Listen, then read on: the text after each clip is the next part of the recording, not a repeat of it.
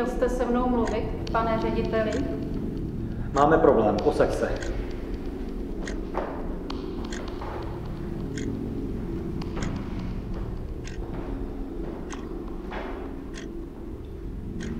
Jak to myslíte problém, pane řediteli? 4. E. Nejhorší na škole.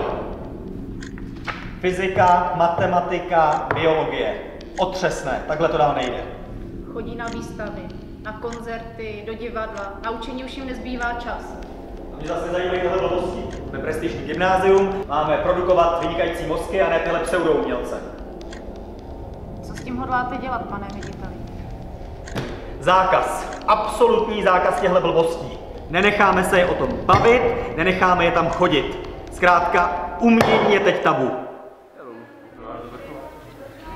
Vážení studenti, vzhledem k špatným výsledkům v nedávném celostátním testování, kde zejména třída 4. E patřila vůbec k těm nejhorším, jsem se rozhodl s okamžitou platností zakázat veškeré kulturní aktivity, do kterých jste zapojeni ve škole i mimo ni. Zároveň zakazuji, aby na půdě školy kdokoliv jen slovem zmínil jakoukoliv činnost s uměním související. Kdo poruší tato nařízení, která jsou od dnešního dne součástí školního řádu, bude nepodmíněně vyloučen ze studia. Děkuji. Takhle už to dál nejde, měli bychom proti tomu něco udělat. Ale co chceš udělat? Terka má pravdu, už toho bylo dost. Nejdřív Luboš, teď tohle. Já vás nechápu, jako jo, je to blbý, ale není to naše starost. Jak není to naše starost? To by se to netýká? No, s holkama jsme mysleli, že bychom mohli na protest tancovat. Tancovali. V čem nám to pomůže? Abychom jim ukázali, že se nebojíme. Musíme jim ukázat, že si stojíme za tím, co děláme. No a když budeme tancovat celá třída, tak nás přeci nevyhodí všechny, že jo? Tak co? No já souhlasím. Já tomu furt nějak nevěřím.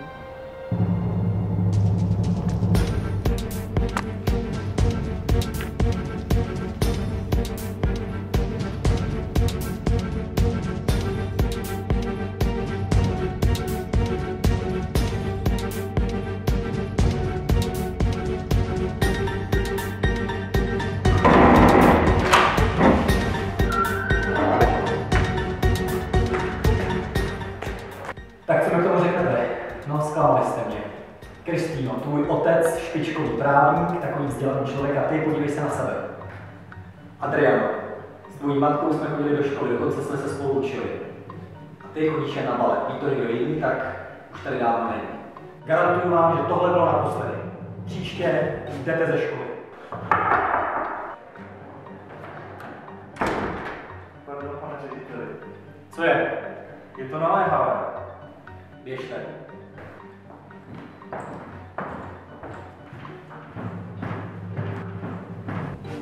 Tak co se děje? Oni se bouří, chystají nějaký protest. My si snad nedovolili. Kdo? 4. E. Viděl jsem je dole v zahradě. Musíme jim to překazit, zjistit, kdo zatím stojí.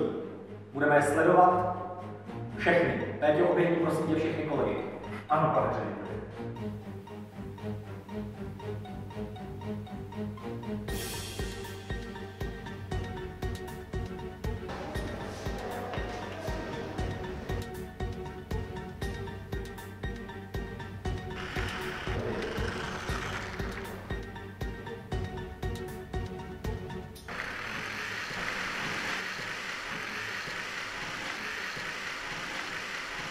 Tak si představte, že jsem včera byla na světovém koncertu.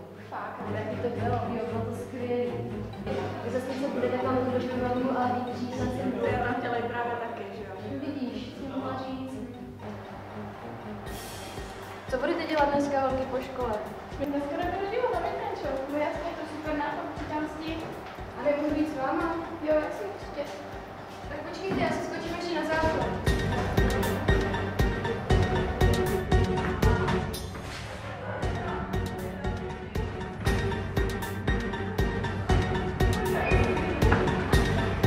Co tady děláte? To snad nemyslíte vážně. Víte, že to je zakázaný?